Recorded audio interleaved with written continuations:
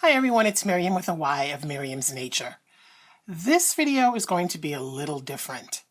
Many of you may be familiar with the talented group of 8 ladies on YouTube who do a monthly acrylic pouring challenge where each of the 8 posts her individual take on that month's challenge. This time around, I've had the honor of being asked to be their guest pourer for this month's challenge. I am super excited and pretty nervous too, I'm not going to lie. This month's challenge was designed by Meghan of Ethereal Orb Abstract Art. Now, unlike some of the previous months, where the challenge was to use specific colors, a specific tool, or a picture as inspiration for the pour, Meghan gave us this quote and nothing else. "All that is gold does not glitter. Not all those who wander are lost. The old that is strong does not wither. Deep roots are not reached by the frost." Now, if any of you are fantasy and or sci-fi nerds like me, you instantly recognize that as coming from J.R.R. Tolkien's Lord of the Rings. When I saw it, I knew what it was immediately, so I squealed with delight. But then I started to panic seconds later. I've read all the books, seen the movies too many times to admit in public. I know this stuff inside and out, but I don't know how to pour it. But I do not want to let these ladies down. So I'm going to pour something, and hopefully it will not need to be taken to Mordor and thrown into Mount Doom like the One Ring. Okay, sorry, that was a Nerd Girl fan reference. Let's do this. Keep your fingers crossed for me. The 4 lines are in fact half of a poem about Aragorn, one of the protagonists, the strong, seemingly unkempt and wandering hero who won't be affected by the seductive ring, but will in fact become king of Arnor and Gondor. Now, that's all wonderful, but I don't know how to pour Aragorn either. So, I'm going to draw inspiration from the line referencing deep roots. Among my absolute favorite subjects when I make jewelry and draw are trees, especially without leaves, when you can really see their amazing shapes. I've often thought one reason I so love Tolkien is because he obviously loved trees. You see that in all of his books. He often mentions how characters treat trees. He describes forests and trees in rich detail, created a race of tree-like beings, made the symbol on Aragorn's banner a tree, and had the new life of a tree from a line thought to have withered and died confirm that Aragorn was king. So, given that, my plan is to pour a tree with lots of character, strength, and some gold. But we'll see. You know me. I dream big. But let's do it anyway. The 10-inch MDF disc has been gessoed now, so it's ready to transform. Okay, I've made a quick sketch for myself just to figure out the positioning for this tree. I want it to be a really major tree with a lot of presence and character. For my first step, I'm going to paint a blue background with occasional little white swipes to suggest clouds. Now, this is just runoff paint from another pour. When I do a pour, whatever spills off, either I let it dry as a skin or I scoop up the paint right away and mix it up to see if it might be a viable color. And this blue is one of those. It's a pale blue with a hint of gray that I think will do well for this. For a sky, I like having it go from darker to lighter. And since I only need a little bit of darker and a little bit of lighter, I used my little Ziploc bag trick that I use for when I mix resin colors. So what I did in this bag was pour a little bit of this paint into this bag, and then I added a couple of drops of this darker blue and a little bit of black, and then mixed it up so that I have some darker. And I'm going to do the same now to make a little bit of a lighter version of this blue. So all I'm going to do is pour in some of the blue and then a little bit of white.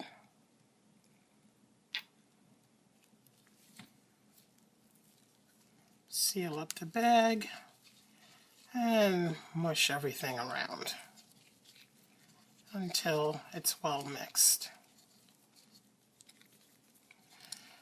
And now I have a darker, the mid-tone, and a lighter.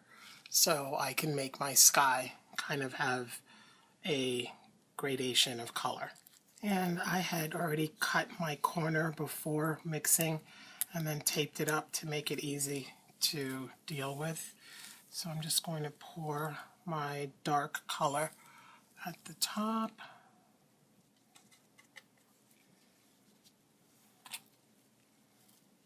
And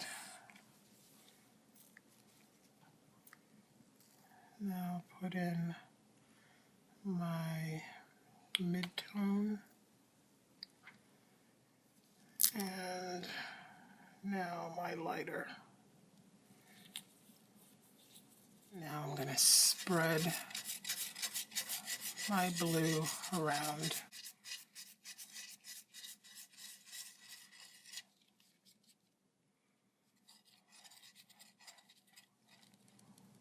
And I'm mixing myself up a little more of a light blue, and now this time an even lighter version than the one before.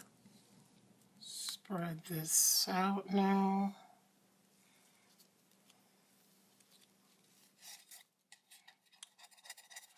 And combing like this blends the colors nicely and gives you a pretty ombre look. Okay, now I'm going to add some clouds. And all I'm going to do for that is just sort of dump a little bit of white here and there, and then do some sort of swipey thing.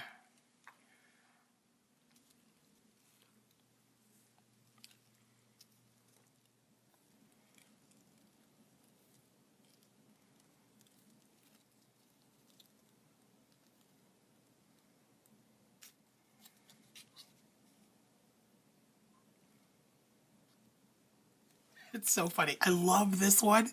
And this one's going to get all covered up by the tree. I don't think this one's going to show at all. Ugh. Isn't that always the way? Like, you know, sometimes like the best part is what pours off the painting. I love this. I almost wish, well, I could theoretically flip the tree, but nah. I just kind of want the tree to move in this direction, not in that direction. But I wish I could move this cloud over here. This one's a little too white, I think. Trying to squeeze out some darker color up there. I'm not crazy about the white up there so much. I want more of the darker. I mean, I went through all the trouble of making it, and then I got white. I wiped it all out with white, so it wasn't working for me. I think I'm happier with that now. The sky has some interest. I'm going to let this dry because when I pour the tree, I don't want it to bleed into the sky a lot or in any way get away from me. So I want to have a little bit more control over the placement of the branches. So putting it down on a dry background will let me do a better job of that, I think. Okay, fine, I hope. So anyway, I'm going to let this dry and come back to it to put in the tree and the ground. Okay, it's the next day. My canvas is totally dry. I have pulled out some paints that I want to use for the tree, and I've drawn myself some pale lines to help me remember where I want to position the tree. My paints are all different brands. Artist Loft. There's a Delta Pale Gold, because, you know, we'll have to have a little bit of gold somewhere in this. Deco Art Color. I mixed a little bit of Liquitex Basics Raw Sienna into some white to get sort of a tannish color. And the green that I'm going to use for the ground is olive green from Winsor & Newton that I've added white to. All those colors will be listed in the description box below. I'm going to start out with the black. I've decided that the light source, the sun, is shining from this part and shining this way. So the dark, everything dark will be on the right and below. So I'm going to sort of start by giving myself the border of where I think the tree would be.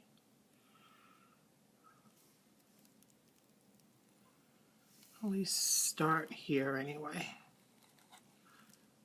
I'll work on the branches individually, but for now I'm just going to squeeze out some paint to play with. I'm going to get progressively lighter as I move over. A little gold for texture, or yellow ochre.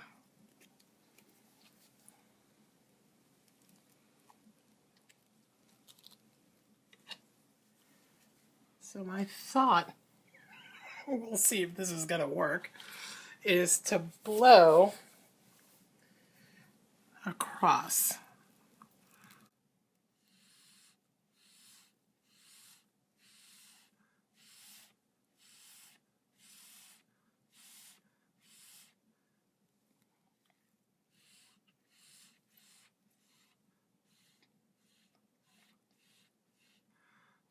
So it's kind of like swiping, but more directed, I guess.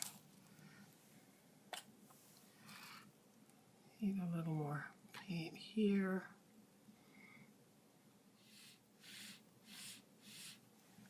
A little black.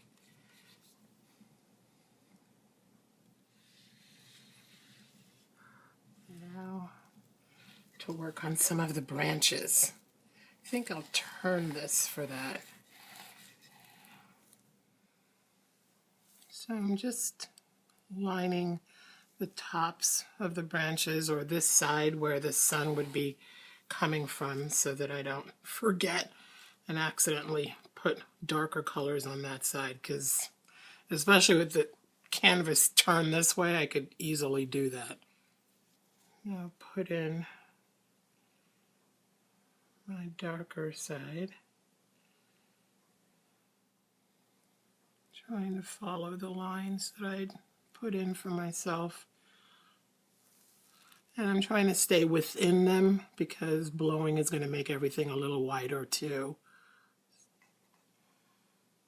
A little texture. So it's almost like painting with a paint pen. And now a little copper again. Now this pale gold looks like cream right now, but when it dries, it has more of a gold look.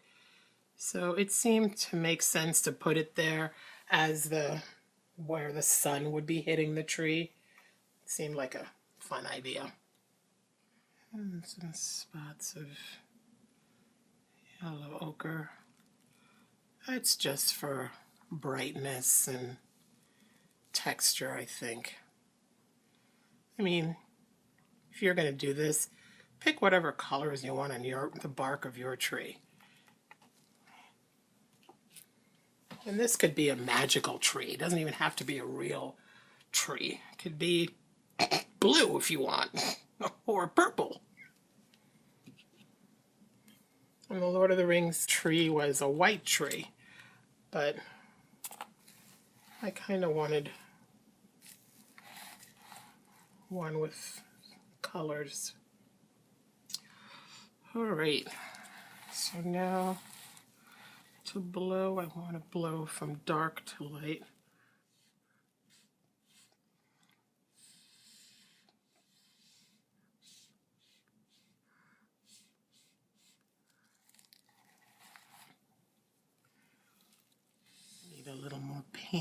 here. And as I'd hoped, because the canvas is dry, the paint doesn't continue to run where it wants to. If the canvas had still been wet when I made this tree, I think the tree could have kind of started getting all wonky and the shape would have changed. It wouldn't have been how I wanted it to be. So this is definitely very controlled. Like, my line hasn't moved at all.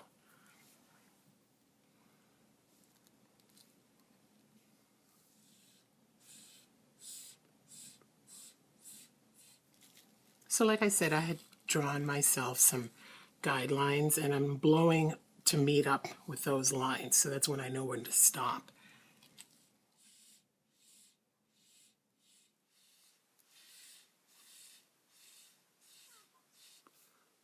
I'm sorry, I'm a little less chatty than usual. Hard to talk and blow at the same time. And it's fun to sort of get some cells. Gives the bark a nice texture.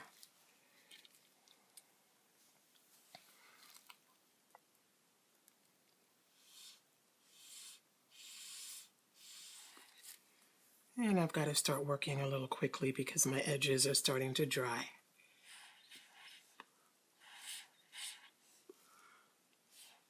And where I lost my black, I'm putting some back in.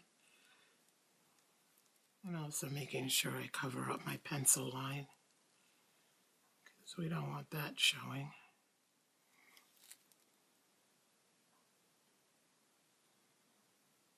And now I'm going to do the same with my gold.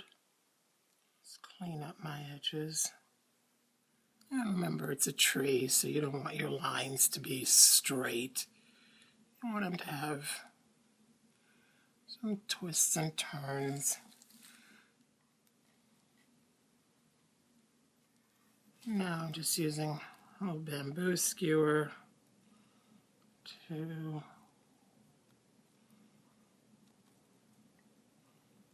blend that in a little bit, make it look less forced. And those of you that watch my channel know how much I love to make tendril type things, and so I'm tendriling inward this time because I can't really tendril out, so I'm coming in instead. I think the tree itself is okay. I like it a lot.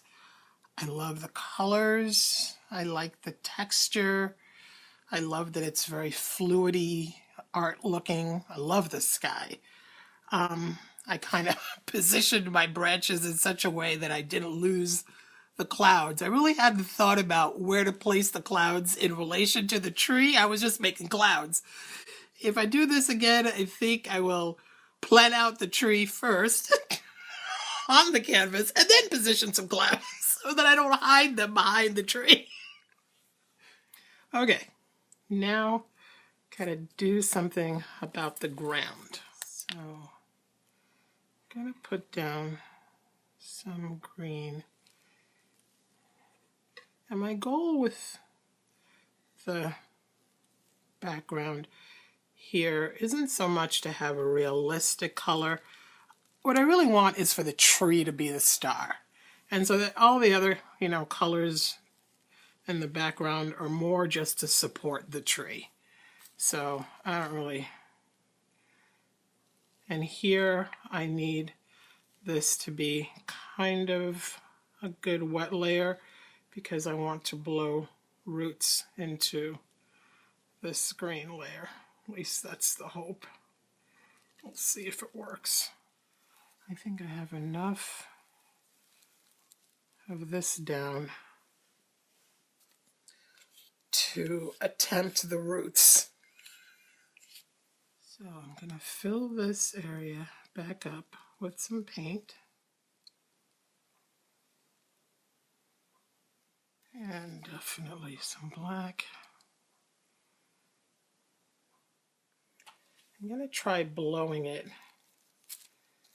into the green first And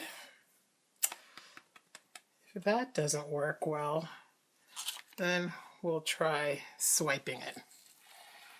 So I think I'm going to turn it this way because it's easier to blow away from me than toward myself. Alrighty, let's see.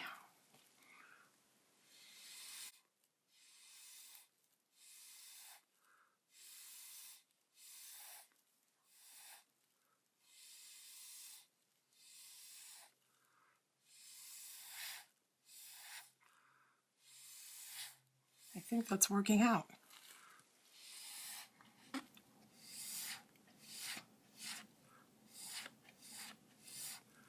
this is working out pretty well, but this is a little too black. So I'm scraping off that heavy black area, putting some more green in, more brown, less black. In order to get something to lace, it really needs to be very wet. If it's starting to dry, it just won't do it. So it's got to be fresh paint.